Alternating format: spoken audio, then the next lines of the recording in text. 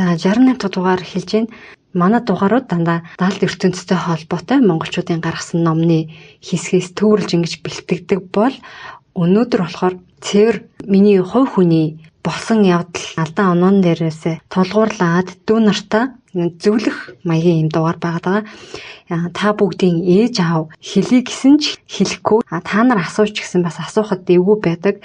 За ийм сэдвүүдээр буюу дотн харилцаа, алкогольны хэрэглээ, хайр үерхэл нөхөрлөл. За энэ сэдвэр өөр дөр босон түүхүүд дээрээс тэгээд дугаартаа оръё. Хэрвээ надад том хүн хэлсэн байсан бол би энэ алдааг гаргахгүй байсан юм да гэж боддог.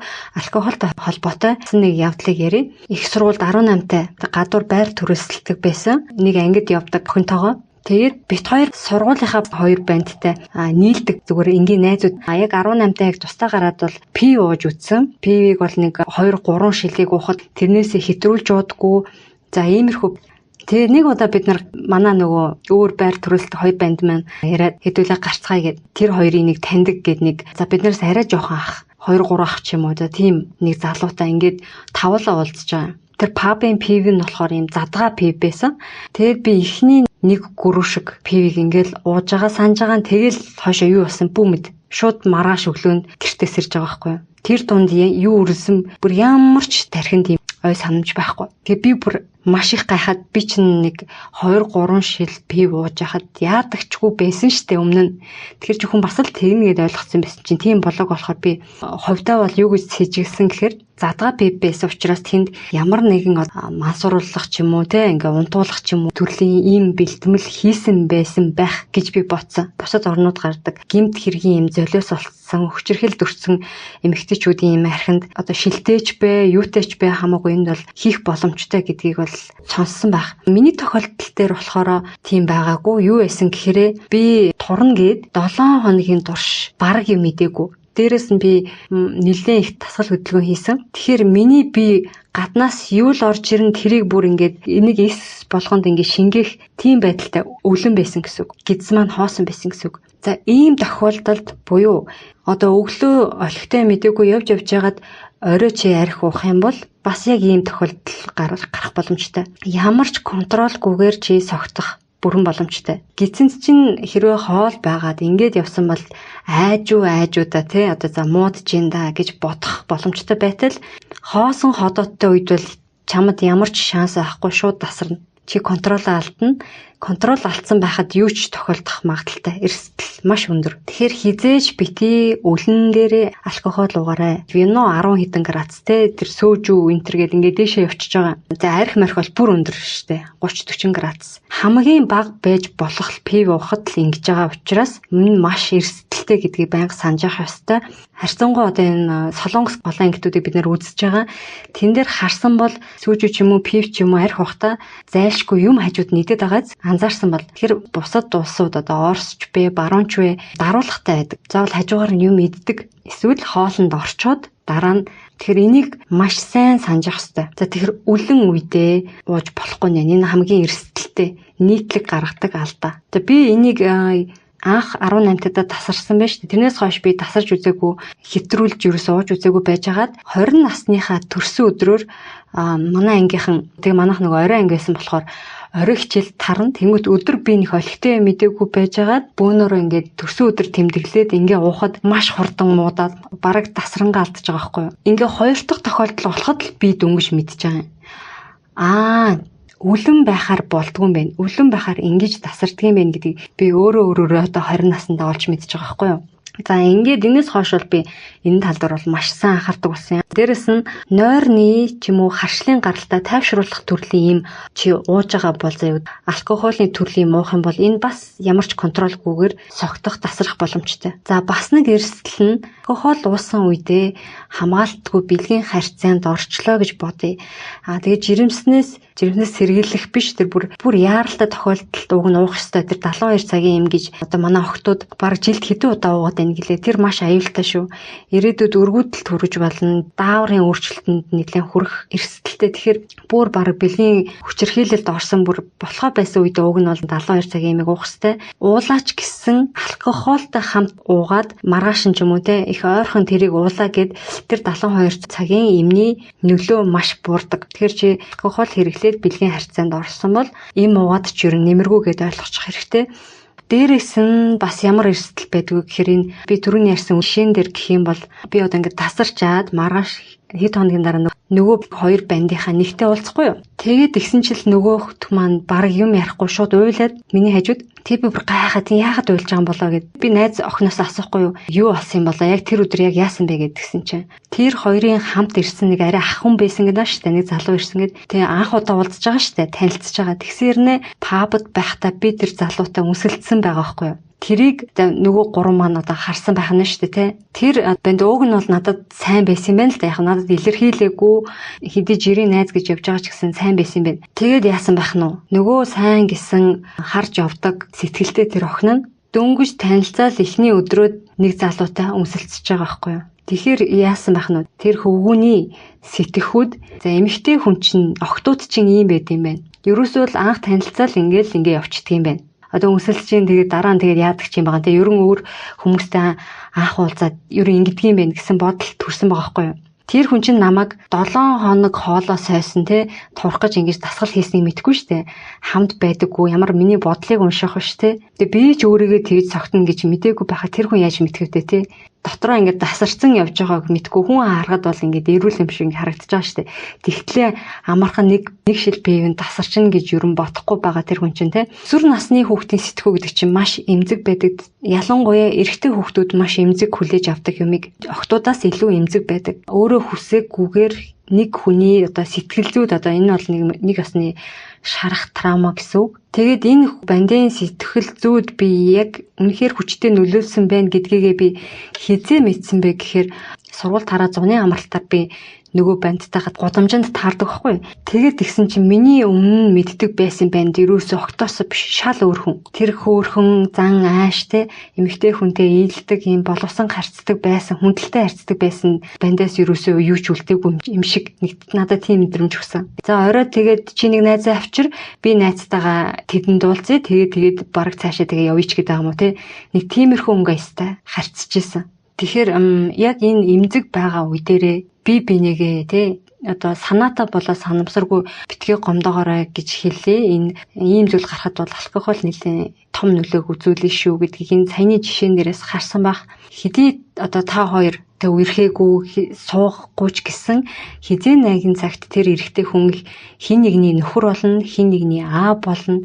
Тэр эмэгтэй тэр охин хизээ нэгэн цагт хин нэгний ээж болно, хин нэгний эхнэр болно те. Ялангуяа эрэгтэй хүн бол нэг эмэгтэй хүнээр бусад эмэгтэй хүнийг дүгнэх ийм хандлагатай байд юм байна л да. Эмэгтэйчүүд бол харьцангуй гайгүй. За энэ залуу явдалтай юм байна, энэ залуу арх уудгал юм байна. Тэглээгээд бусад нь ямар тийм байх вш зөндөө сайн ирчүүд байна. Илүү сайн нь би олоод аавна гэсэн юм итгэлтэй байд юм байна эмэгтэйчүүд. Тэгэхээр эрэгтэй эмэгтэй хүний тархины тэр ажиллах юу н арай өөр гэсэн үг учраас ирчүүдтэй ялангуяа өсвөр насны хүүхдүүдтэй үеийнхэнтэйгээ жоохон болгоомжтой сэтгэл зүйд нь ямар нэгэн сэв суулгахгүй байхыг хичээх юм бол ирээдүйд бид чинь бас нэг үүлийн үр гэж юм байна шүү дээ тий. Залуучуудыг олноор нь гомдоосон бол бас эргээд тай нөхөртөө болоход сөрөг нөлөөдөж байх магадaltaй байхгүй. За дараагийнх нь сэдв болохоор дотн харилцаа тэгээ хайр үерхэл за энэ сэдвэрээр нь та бүхний ээж аав мэдээж дотн харилцаанд орж иж та бүхнийг бий болгосон байгаа тийм үү. За тэгвэл танаа аав ээж эхлээд секс хийсэн болов уу эхлээд бие биендээ хайртай байсан болов уу хайртай байгаад секс хийсэн гэж бодож байна уу дотн харилцаанд орсон гэж бодож байна. Ер нь аль нь түрүүнд байдаг гэж бодож байна вэ. За дээлийнх нь мэдээж бие биендээ хайртай болоод бие биендээ татагдаад тэгээд дотн харилцаанд орсон гэж хэлэх бах. Ер нь бол тийм. Дийлэнх нь тийм байдаг. Тийм байх нь ч зөв. За тэгэхээр хайр гэдэг яг юу юм бэ? Өмнө ийм асуултаа сонсч лээсэн бах. Тэгээ хариулах гэр айгүй сонин тий. Тэгээд миний амьдралд анх сонссон энэ хайр гэдэг зүйлийн манай Монгол өвөг дээдсийн хэлсэн тодорхойлолт хамгийн их таалагдсан. Тэр нь юу гэж гэхээр хайр гэдэг маань танин мэдхгүй юм байна. За дэлгэрүүлээд тайлбарлах юм бол Би жоохон бахта тий хин нэгэн ингээд бандын талаар илүү ихийг мэдмээр санагдаал тий гэр нь хаана нэдэм бол хин хинтэй нийлдэм бол за одоогийн та нар бол шул хаяг нь юу юм бол манай сургуулийн аль ангийн бол юу сонирхтiin бол ямар хөгжим сонсдtiin бол гих мэтчлэн ингээд тухайн бандын тухайн охины талаар ингээд илүү ихийг мэдхийг дотроос чинь хүсээд эхлэх юм бол энэ бол хайрын эхлэл. Чи тэр хүний талаар илүү их таньж мэдэх гээд нэг хүсэж байна да. Энийг бид нэр шохоорхол гэж нэрлэдэг. Тэр хайр бол тань мэдхүүгээс эхэлнэ. Хосуудын харилцаанд бол жишээ нь эрэгтэй эмэгтэй хүмүүс ингээд хамт байхад ойлголцохгүй байх тохиолдол нэлээд их гарна. Ягаад тэгэхээр тэр чинь шал өөр тархины үйл ажиллагаатай тэгээ өөр орчинд өссөн. Тэгэхээр эрэгтэй эмэгтэй хүмүүс хоорондоо ойлголцох бас юм зөрөө гараад идэг. Бүрэн тэр хүнийг тань мэднэ гэж байхгүй. Бид нар чинь бүр өөрийгөө ч тань мэдэг байгаа штэ. Тэгтэл хүн яах нь тухайн хүнээ ойлгохыг хичээж ивэл ядчил те хичээж ивэл энэ бол хайр гэсэн. Тэр үерхэж байгаа банд чинь, тэр үерхэж байгаа охин чинь, эсвэл эхнэр нь, нөхөр нь яадчил ойлгох гэж хичээж ивэл энэ мань яагаад ингэж байгаа юм бол те?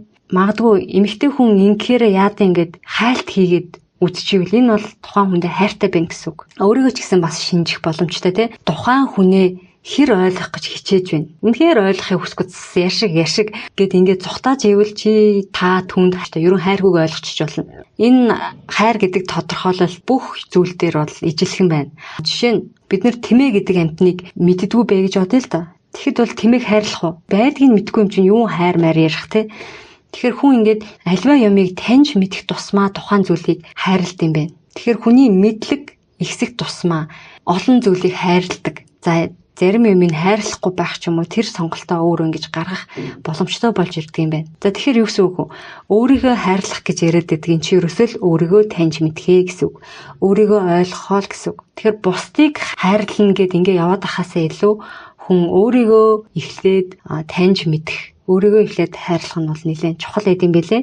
За тэгэхээр эрэгтэй эмэгтэй хүн бие биендээ сайн болоод бие биендээ ядчил таалагдаад энэ дотн харилцаанд ордог. Одоогийн өндөрлгөөс гэдэг юм уу те өдийн наслахтаа миний юуг хамгийн сайн мэдэрсэн бэ гэхээр надаас сексээс таашаал авахаас илүү секс хийхээс өмнөх тэр хоёр хүний бие биендээ татагдж байгаа, бие бинийгээ сонирхож байгаа, бие биенийхээ тухай мэдхийг хүсэж байгаа тэр мэдрэмжүүд илүү гоё байд юм байна. Илүү тийм дараа нь санахад ч гоё. Одоо солонгосын юм романтик кинонууд их байдаг да. Тэр тал дээр солонгосууд кино ихтэй маш сайн байдаг те. Тийм уянгалсан романтик тэр кинон дэр байх тэр мэдрэмжүүдийг хүн яадаг вэ гэхээр залуу насн дээрээ түлхүү мэдэрдэг. Нас явах тусмаа энэ мэдрэмж бол багасдаг. Дээрээс нь энэ мэдрэмжүүд хизээ хурц байдаг гэхээр хоёр хүн секс хийхээс өмнөх хугацаанд мэдрэгддэг. Илүү хурц байдаг. Тэгээ секс хийлээ тэр мэдрэмж нь багасаад маш хурдан багасдаг. Заяа өмнөхөөсөө энэ бол цэвэр миний өөрийн дуршлаг шүү. Түүнээс биш номон дээр ч юм уу эмч нар ч юм уу ингэдэм гэсэн зүйл бол байхгүй байгаа шүү. За энийг би ямар жишээн дээрээс ярих вэ гэхээр анхны хайр дээр жишээ аваад ярив. Тухайн үед чинь би 17 байсан. Сургуулийнхаа нэг бандад шууд сайн болгох яах вэ? Бид хоёр ингээд харилцаад ерөн бол тухайн үед Facebook гэднэр байгаагүй дан гар утсаараа мессеж бичдэг байсан. Тэгээд бид хоёр чинь мессеж бичлэлтээд айгүй ингээд би биндээ таалагдаад татагдаад нөгөө уулзах боломж нь тухайн үед нэг бүрдээгүй байгаад бид хоёр бараг уулзаагүй байжгаад би өөр сургуульд нөгөөх маань өөр сургуульд өөр хотод гэсэн үг явцсан. Нэг ч удаа өмсөлцөж үзээгүй. За бараг хөтлөлцөж л үзсэн үгүй юу? Ингээ өнгөрчихөж байгаа. Тэгтээ энэ мессежээр үргэлжсэн хэдэн сар бол маш их дурсамжтай гоё юм мэдрэмжийг өгч ирсэн сар байгаа. Тэрнээс хойш бид хоёр тэгтээ харилцаатай л байсан. Жилд нэг ганц 2 удаа уулзчихдаг. Чатаар нэг юу вэ гэд ингээд харилцдаг. Тэгээ яг уулзах болгонд бит хоёр нэг нь найз залуутай ч юм уу эсвэл нөгөөдг нь найз эмэгтэйтэй эсвэл хоёулаа ингээд бас хоёр талд хүнтэй ингээд үерхэж ч юм уу. Гэхдээ ягаад ч юм би тэр уулзах болгонд нөгөө мэдрэмж яг тэр нөгөө кинон дэр гардаг те баг ингээл гарт нь ингээл нэг хүрэн айдаал те тэгэхэд ингээд баг цахилгаан зохих гээд байгаа юм яах гээд байна те өмсмээр санагдаал нэг тийм киноны нэг тийм сценүүд байдаг да нэг юм гинт ингээл би рүү хараад зог тусч мусаат ч юм уу те байдаг да яг тийм мэдрэмжүүдийг би ерөн бол уулзах болгондоо авдаг байсан да тэр хүний хувьд ямар байдаг байсан мэдэхгүй байна. Миний хувьд бол тийм байдаг байсан. Тэгээд тэр чинь 17 наснаас хойш 8 жилийн дараа штэ бид хоёр нэг удаа уулзах үед би ганц би байгаад яг найз залуугасаа салцсан тэр банд маань бас одоо залуу болсон л да бас ганц би байж таарад тэгээ бит хоёр ингээд яг дотны харилцаанд орохгүй юу? Танилцсанаас 8 жилийн дараа тэгж догдлоод тэгтээ битүү хоёр бол үерхээгүй. Тэр бол удаагийн тохиолдол байсан. Дахиж битүү хоёр бол дотны харилцаанд ороогүй. Тэгээ ер нь бол секс хийхээс өмнөх авчижсэн тэр гой юм догдлсон мэдрэмж байхгүй болсон. Тэрнээс хойш юу гэж боддог болсон бэ гэхээр аль болох дурсамж бүтээх хэрэгтэй. Ер нь хамгийн баян хүн гэж ямар хүнийг хэлэх вэ? Хамгийн их дурсамжтай хүнийг хэлдэг. Ялангуяа хөхтөхөд ирэхээр их дурсамж бүтээсэн гоё дурсамжтай хүмүүс бол өөхөх бол жамын ясны асуудал те. Сэтгэл ханамжтайгаар өөхдөг байх нь. Тэг хүн өөхөхдөө тэрнтэй тэр өдөр тийм гоё секс хийсэн шүү гэж ботхосоо илүү тэрнтэй би тийм цагийг тэгж өнгөрөөж илаа. Тэр надад тийм мэдрэмж өгч илаа. Тэр мэдрэмжүүдийг секс хийх мэдрэмж биш, тэр хүнээс авах сэтгэлийн тэр мэдрэмж нь илүү хүнд дараа нь дурсагддаг. Тэр хүнд ингэж мэдрэмж нь сэрэж ирдэг, яг тухайн үеийн мэдрэмж нь их боломжтой. Тэгээд ихнэр нөхөр хоёр байлаа гэж ботход гэр бүл болохоосоо өмнө уярж явах хугацаанд ялангуяа дотн харилцаанд орохоосоо өмнөх тэр бүтээсэн тэр хоёр хүний дурсамж нь аль болох их байх тусмаа, аль болох урт удаан байх тусмаа салах магадлал бас маш их багастай юм байна. За магадгүй тэр хоёр хүн ингээ амьдралын хавцад өөр ингээд дундуур нь янз бүрийн хүн орж иж болох юм л да. Гэхдээ эхнэрийг нь гүйцэх дурсамжийг үлдээгээгүй байгаа хгүй тэр хүн нь нөхрийг гүйцэх дурсамж үлдээгээгүй байгаа учраас эхнэрээсээ нөхрөөсөө салахгүй байх тийм магадлал өндөр байдгийн байна. За ингээ яхаар та бүхэн тэгээд хизээ нэгэн цагт секс штэ. Тэгээ хизээ секс нь хийх юм бэ те дотн харилцаанд орох юм ба гэд бодож байгаа бах те. Тэгэхээр миний бол зөвлөх юм нь бол 100 болзооны дараа гэж хэлэх гээд байна. 100 болзоо гэхдээ та бүхэн ингэ нэг орцон дуулзаад ч юм уу нэг ангийн хүүхэд нэг сургуулийн хүүхдээ л гэхэд 100 өдөр гэрт нь ингэж хөдөлцөж хүрэж өгснээ бол 100 болзоо гэж хэлэхгүй шүү. Энэ бол маш өөр бүтээлтэй, бүтээлч, креатив гэдэг тийм болзоонууд байх хэрэгтэй. Тэгэхээр тэр болзоонуудыг ямар байхын ирээдүйд мэдээж хостой болно те. Эхнэр нөхөрч гэсэн харилцаагаа илүү гоё дотн дурсамжийг нэмэх үүднээс бас бичиж болно. 100 болзооныхаа яавал тэр хостойгоо болцмоор байна гэдгийг ингэж сайхан жагсаагаад бич. 1-р, 2-р, 3-р те. Кино үзэн уулан далхна гэдэг ч юм уу. Тэгэх явцтай хүнийг маш сайн мэдэрдэг. Тэр мэдрэмжийг авдаг байх нь. Үгээр илэрхийлшгүй тэр нэг юм романтик гоё сэтгэлийн мэдрэмжийг бол энэ явцад авна. Тэгээ хүнийг дээрэс нь танина. Энэ болзооны явцад бас хүн өөрийгөө таньдаг юм байна. Ялангуяа би бол хамт аялалд яваараа гэж хэлэх гэж байгаа. Аялалд явхад хүний тэр нэг хандлага нь маш сайн гарч ирдэг. Залхуу хүү юм байна уу те? Миний жишээ нь хамгийн дургуй зан чанар бол хоёр нүртэй хүмүүстэй ялгавартай харьцдаг хүнд би нэлийн дургуй. Тэр болзооны явцад тийм хүн биш үгүй юу гэдгийг би бол мэдгэнэ ш та. Яг уу энэ зан чанар бол түүхэн идэхэн болзоон дээр бол харагдчихдаг л та. Тэгээ дээрэс нь бас нэг юм эрэгтэй хүний чаддаг тэр нэг юм ахуйн ажил ч юм уу те тэрийг хийж чаддаг байвал надад бас их тааламжтай. Галаа түлждэг ч юм уу те нэг тэр талын мэдлэгтэй ч юм уу. Яг хүн болгонд тэр таалагдах хүний гол харах зан чанарууд эсвэл дургу байх зан чанарууд нь шал өөр байх л та. Тэгэхээр тэрийг ингээд тодорхойлох болзоонуудыг бичвэл бүр зүгээр тусламж бас гуйж болно. Хэдий чи өөр хийж чадах ч гэсэн хинээ чи надад ингээд туслаад өгөөч гэ те. Тэгэхэд яг яаж хандж гин. Нөгөө зоох цагт нөхрийн чанар гэ те ямар байдалтай хандж гин. За энэ мэдчлэн тухайн хүнээ таних нь дээрэс нь өөрийгөө таних нь. Бүх хүнтэй 100 болзоо хийх юм уу гэхээр угаасаа тийм боломж бол байхгүй. 100 болзоод хүрэх хүн амьдралч маш цөөхөн тохиолдно л гэд ойлгочих болно. Хүмүүсийн тар танигдна гэдэг чинь те хин нь ямар хүн бэ? Таарамж хэр байх юм гэдэг нь эхний 10 болзоон дээрээс л бараг тодорхой болчихно. Тэгэхээр 20-30 болзоо тоор хурж ивэл бас нэлээд боломжийн хоорондоо бас таарч тохирохоор юм биш үү гэдэг нь бол гараад ирчин. 50 болзоо бол бүр дайжгүй. Тоор бол хоорондоо нэлээд тохиромжтой хос болох шинжтэй гэд ойлгочих болно. За тэгээд 100 болзоо хурж ивэл за бараг л зайны ханууд ч юм уу те хамт амьдраад ингээд явхад бол нэлээд тохиромжтой байхын шинж гэж бол ойлгож болно.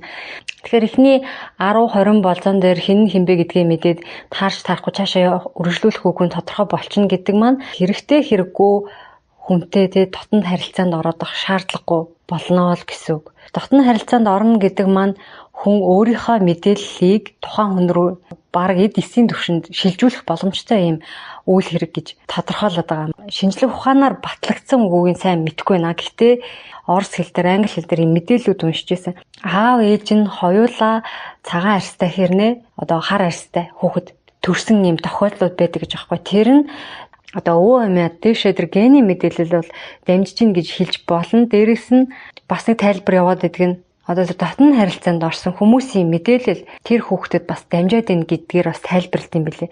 Хинийгээ дуурайсан ийм хүүхэд байдаг байна ч гэдэг хүмүүс бас гайхаад идэг тий. Ямар ч зүйл бас байж болохын заавал шинжилгээ ухаанаар батлагдж л тэр үнэн гэсэн үг бас биш.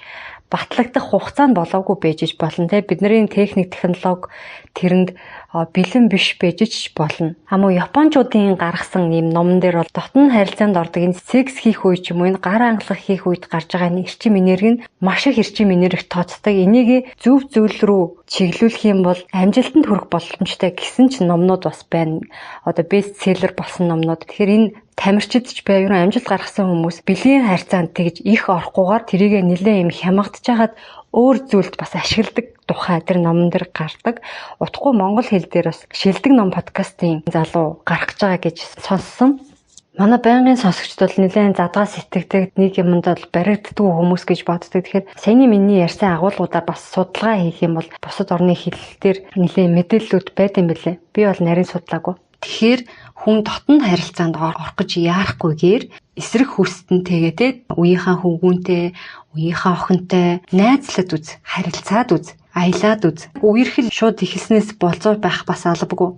Тоор сайхан найзууд байж болно те. Чамд таалагддаг. Эхнээсээ ингээд найзууд байж байгаа би бинийгээ мэдчихээ дараа нь ингээд үерхүүл ирээдүйд тэр хоёр гэр бүл болох магадaltaй байдаг.